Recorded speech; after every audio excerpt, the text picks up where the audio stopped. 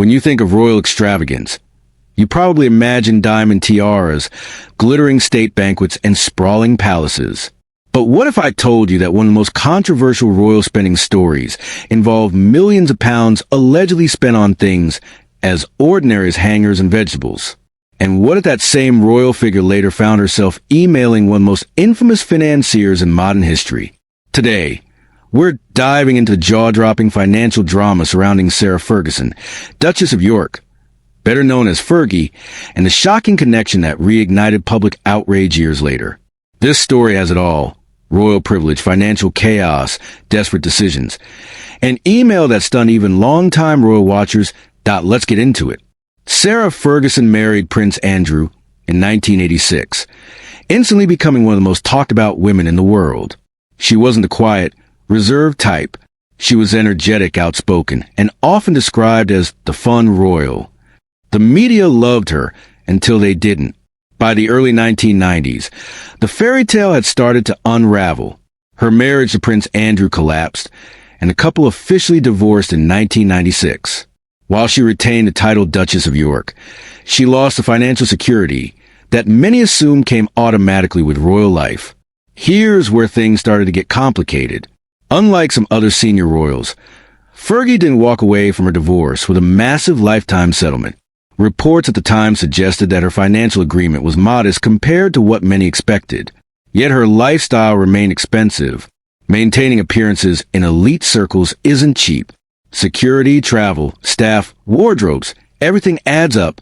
Over the years, stories began surfacing about extravagant spending habits. Tabloids claimed eye-watering amounts were spent on household items and daily living costs. One particularly sensational claim suggested millions have been burned through on everyday expenses, down to things as mundane as hangers and groceries. Now, whether every pound was truly spent on hangers and vegetables is another matter. Media headlines often amplify details for shock value. But what's undeniable is that Fergie struggled financially for years after her divorce. Debts mounted, business ventures faltered, and she faced repeated public embarrassment over money troubles.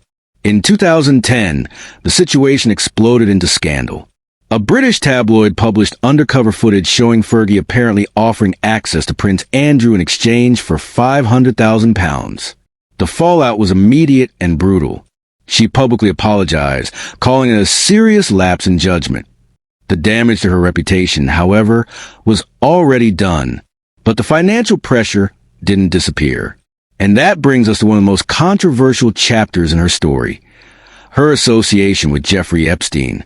Jeffrey Epstein, the disgraced financier later convicted of sex offenses, moved in elite circles for years. Politicians, billionaires, academics, royalty. His contact list was staggering.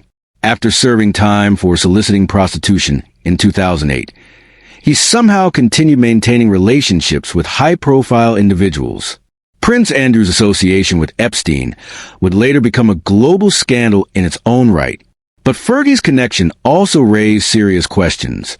In 2011, reports revealed that Epstein had helped settle a significant portion of Fergie's debt, around £15,000 owed to a law firm. The payment reportedly came after she had financial difficulties and was facing pressure from creditors. When news broke that Epstein had assisted her financially, it triggered outrage. Why would a member of the extended royal family accept money from a convicted sex offender? How close were they? What did she know? Fergie later stated that accepting the money was a huge mistake. She described herself as being in a desperate financial situation at the time.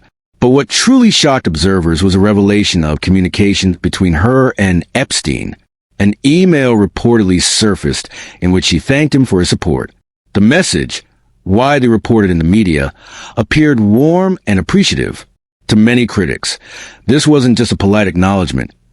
It looked uncomfortably friendly. The optics were disastrous. At a time when Epstein's criminal past was well known, any association with him carried enormous reputational risk. For someone already under scrutiny for financial missteps, this email poured fuel on the fire. Fergie later distanced herself from Epstein, insisting she had no knowledge of his broader crimes and deeply regretted any involvement. She described herself as naive and financially vulnerable at the time. Still, public sympathy was limited. The timing made everything worse. Years later, when Epstein was arrested again in 2019 on federal sex trafficking charges, the world began re-examining everyone who had ever been in his orbit. Photos, flight logs, old interviews, everything resurfaced. Prince Andrew's disastrous television interview about his friendship with Epstein only intensified scrutiny on the entire extended circle.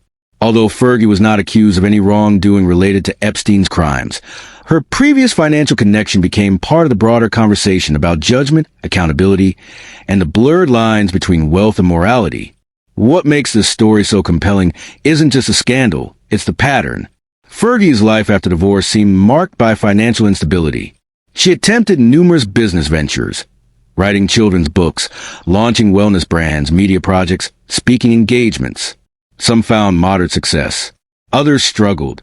But the image of a duchess constantly battling debt clashed sharply with public perceptions of royal privilege.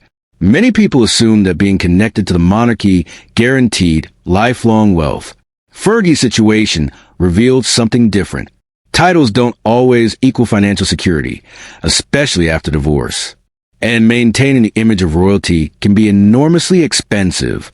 Still, critics argue that financial desperation doesn't justify questionable associations.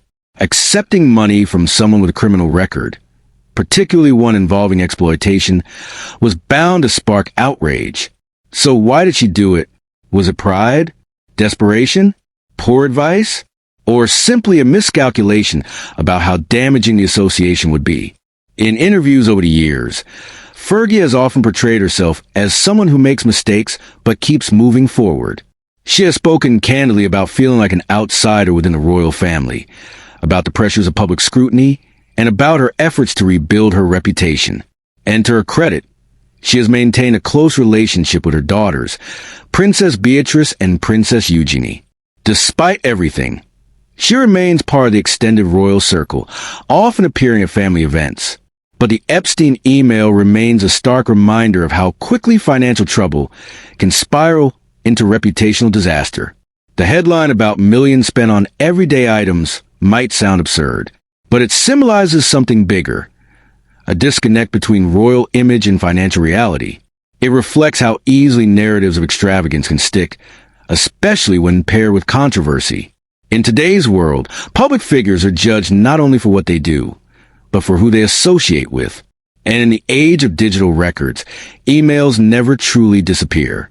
For Fergie, that reported message of thanks became more than just correspondence. It became a symbol of poor judgment at a time when scrutiny was already intense. Yet the story also raises uncomfortable questions about the broader culture of elite circles. Epstein didn't operate in isolation. He cultivated relationships with powerful individuals across industries and continents. Many people underestimated or ignored what those associations meant. Fergie's involvement may have been financial and limited, but it illustrates how proximity to wealth and power can blur moral boundaries. Today, she continues to rebuild her public image. She has spoken about personal growth, resilience, and learning from past mistakes. Whether the public fully forgives her is another matter. The royal world is built on perception, and perception can change in an instant. From headlines about extravagant spending to a controversial email connection with one of the most infamous figures of our time, Fergie's post-royal journey has been anything but quiet. It's a story of privilege and pressure, mistakes and consequences, image and reality. And it proves that sometimes the most shocking royal scandals don't involve crowns or castles, but emails and bank transfers. Outro. So what do you think? Was Fergie simply a financially struggling ex-royal who made poor decisions under pressure?